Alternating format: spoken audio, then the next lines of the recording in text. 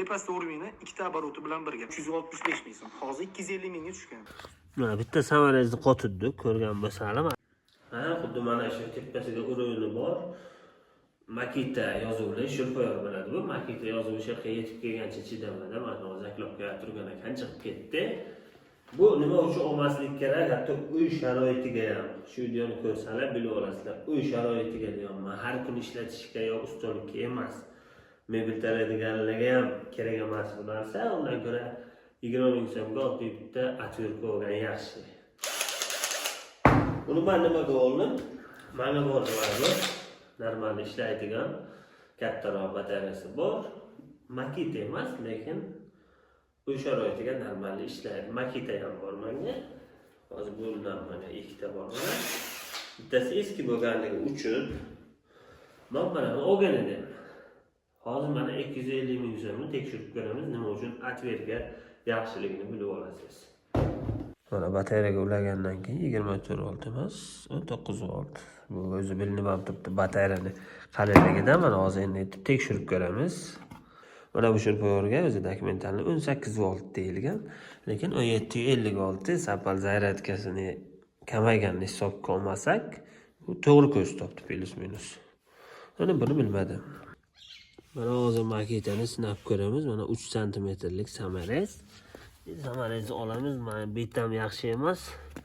Baribir.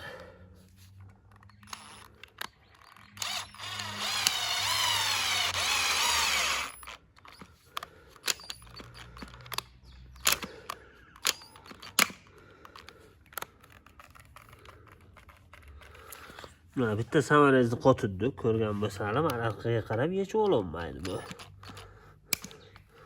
Mana. Zaryadi o'lib qoldi. Hozir to'la ko'rsatuvdi. Ko'rgan bo'lsanglar 19 volt. Mana endi mana buni olsak. Birinchi skorga ekan, mana 2 ga olamiz.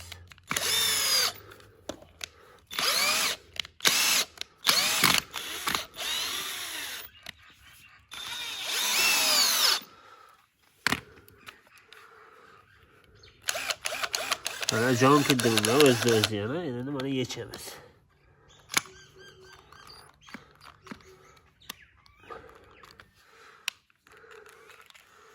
Batareyani olib, qaytarib qo'yamiz. Baribir nol mana, lekin ishlabdi. Bu zashtasi tashladi, qizib ketdi deyapti. Bitta shurib qotirdik, hali bitta. Qaroqchi atverka yaxshi mana bu olgandan ko'ra. Bu bilmadim. Buni toza yerga o'rayaverding deyishlaring mumkin. Mana atverka, oddiy atverka. Atverkani olamiz. Mana buni qo'yib, sal qiyinroq, lekin